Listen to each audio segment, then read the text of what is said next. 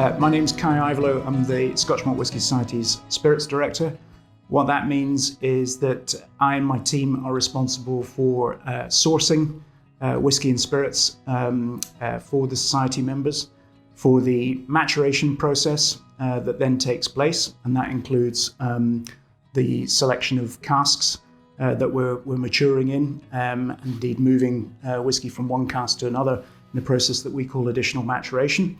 And then the third stage is the selection of the whiskies, which we do through the Society's tasting panel.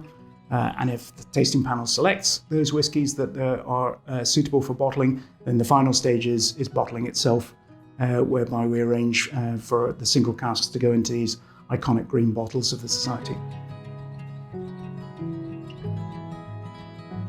The Scotch Malt Whisky Society's whisky proposition is really based on two things, flavour and variety. We're flavour-led, which means that the most important thing to us is interesting tasting whiskies, great tasting whiskies, and how we get about those is probably less of a concern to us. So we're open to single cask, single malt whiskies, of course, but also whiskies that we've had additional maturation involved in. We're also interested in doing some of our experimental series blends as well. All of these kind of fit into that flavour-led philosophy, but also it means that we'll start considering other whiskies that we may not necessarily have looked at in the past. We're open to looking at whiskies from different countries, different styles of whiskey, and then getting into other spirits as well. The other side of it is variety. And the Society's proposition really from the beginning has been this endless changing variety of different whiskies. So the best way of demonstrating that is through our flavour profiling system. So 12 different flavour profiles demonstrating a number of different styles of whiskey. Can be a number of different reasons behind that. It's the distillery character, or it's the casks they've been matured in, or other factors that have taken place in the maturation. So that demonstrates and is a good start point in terms of looking at the variety of whiskies and helping members to select from that information, and also other pieces of information that demonstrate the variety that we've got in terms of cask types, age, regions, and all of those things. So it's, as I said, the proposition's about variety and flavour-led.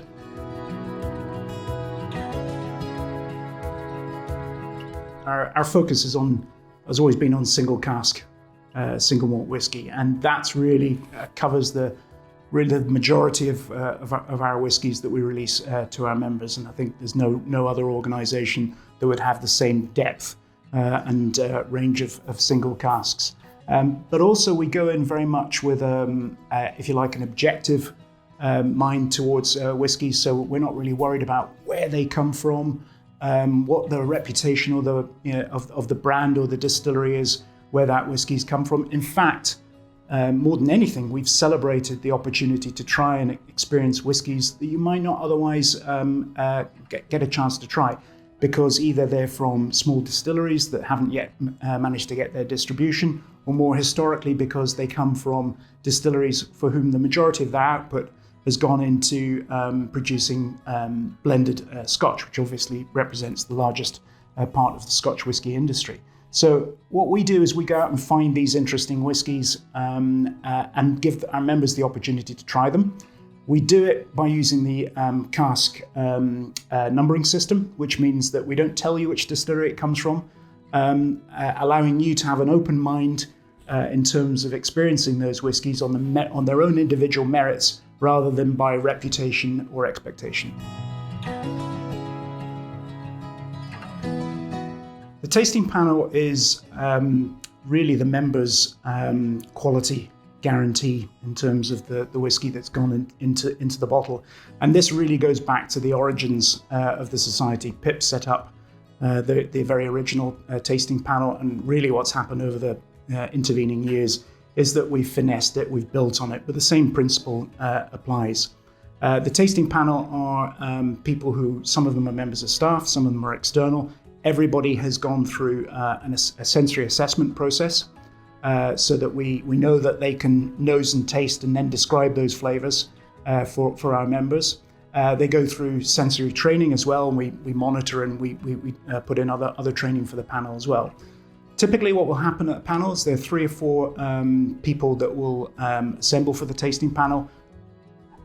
We'll have up to 8 whiskies that we're going to assess at any one time, and we'll take, it can be an hour and a half, 2 hours to go through that, which sounds like a very long period of time for just so few whiskies, but there's quite a lot of work that needs to go through. It's quite a deliberate process, and we're dealing with cask strength whiskey as well, which can, believe it or not, make it quite tiring. For each whiskey, the first thing that we do is we assess the colour. We've created a 7-point colour scale that allows us then to be able to tell the members what kind of colour to expect. We'll then look at going through a process of nosing and tasting. We do this at full strength, so cask strength, it might be over 60% alcohol. So we approach with caution on this. We capture the aromas to start with.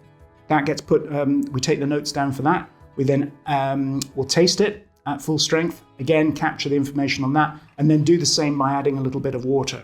And it's up to each panel member as to how much water they put in there. We're really trying to replicate the experience that a member would have at home or in the bar in terms of adding water and assessing the whiskey themselves. And we'll capture all of that information. It's then down to the chair of the panel to collate that information and to write the colourful tasting notes and tasting note titles, assuming that that whiskey has passed.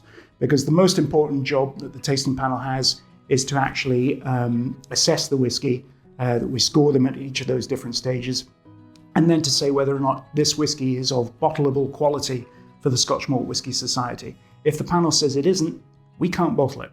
Doesn't really matter what expectations we had for that whiskey, we can't bottle it. We then have to think about what we're going to do again. If the panel does choose and says a whiskey is ready to be bottled, then we have the option to bottle it. We might not yet bottle it at that stage, but we know that it's of good quality for the members. One of the key things that members can experience at the Scotch Malt Whisky Society is this variety of what we offer. And that's because so much of what we do is single cask, single malt whiskey. I think we're scheduled this year up to 900 single casks that we're going to be bottling. So that in itself is a great number. But if you think within that, we're probably looking at about 80 different distilleries. Within that, more different spirit types in there. So for example, a distillery might do a peated or unpeated style, and then overlay into that all of the different types of wood that we might be using in terms of the casks to take the maturation off into different directions, and then the different ages that we might be looking to bottle at. And the average age of our whiskies that we bottle is 12 years old. So all of those things kind of go into this big crazy matrix you can almost think of that gives you this sense of variety that we have.